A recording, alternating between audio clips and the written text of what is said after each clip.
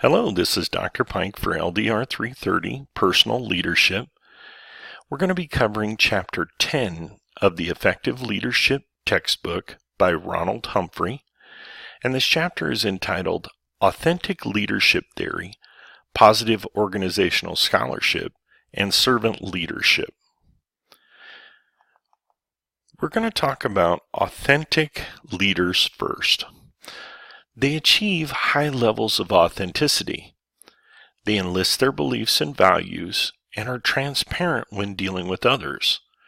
The servant leader works for the best interest of their followers, and their focus is on the betterment of their followers as well as the organization. When we're talking about psychological capital, this is what we want to promote and cultivate from those around us. So as leaders, you model these things. The four components consists of confidence, which overconfidence can be troublesome, if not bad. So you want to keep that metered with your humility. Hope, the will to succeed, and the ability to identify, clarify, and pursue. Optimism, that is the belief that you can succeed, and the feeling of success you can anticipate as well. And then you need resiliency, both in your subordinates and in yourself. And it's the ability to keep moving forward despite struggles. It's your ability to bounce back from horrible situations that may impede others to act. Pride. Now tell me if this sounds familiar with anybody that you've met in your life. When we speak about pride, we have to go into hubris. Hubris means the excessive pride that's not based on accomplishments. That person that you may have run into that's excessively full of themselves due to their own inflated self-worth. Now, contrastly, we can talk about authentic pride, and this is based on specific accomplishments that produce genuine feelings of self-worth. These individuals have been there and done that. What's important is to have humility, to be able to listen to a subordinate tell you about themselves without you espousing your greatness. On the leader's road, we talk about originating events, short and long-term plans that begin a life path or career, turning points, events that create major changes in direction, anchoring events, beliefs based on early life events, analogous events, later life events that challenge and or modify beliefs from those anchoring events, redemption events, finding meaning in negative events, contamination events, and these are best intended plans go off course, they go off the rails and become negative. That's where that resiliency comes into play. Servant leadership and hope. When we're talking about this subject, we want to understand that this is a conscientious decision to serve others, whether it's in public service, in ministry, whatever your chosen calling is, what God is leading you to. If it's the healthcare industry, whatever it is, we call that an altruistic calling.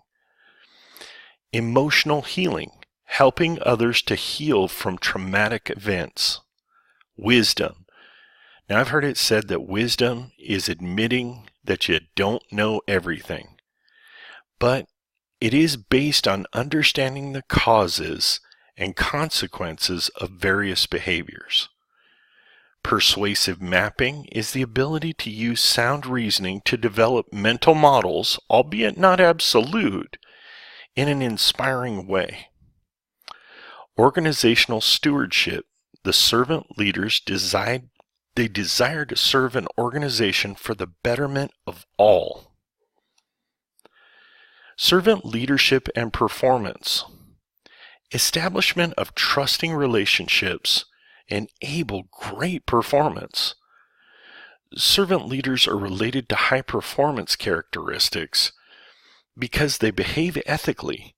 They put their subordinates first. They help subordinates grow and succeed. They aid in their emotional healing. They are empowering to others. They use their conceptual skills for the betterment of an organization and the employee, and they create value for the community. It just enhances team performance and team organizational leadership. Now from Chapter 10 on pages 281 and 282, we have 12 key takeaways. Number 1 is be a mentor and a mentee. Find someone to mentor you while you're also mentoring others. Don't be too proud to ask for help. Even top leaders need mentors and advisors. 2, choose your own possible future self. Become the person that you want to be. 3, understand your life story and choose to interpret your life events in a way that will inspire you to achieve leadership success. 4, develop your psychological capital. You can learn to be more confident, optimistic, hopeful, resilient, and happy. 5, improve your followers' resilience by giving them a meaningful task, empowering them, giving them a controllable task that they can successfully complete, and by recognizing their accomplishments. 6 is to practice authentic communication by accepting differences of opinion and by using humor to diffuse tension and establish positive relationships. 7 is to use hope, optimism, and resiliency to aid in your transformational leadership style and boost performance. 8, create trusting relationships with your employees by being transparent.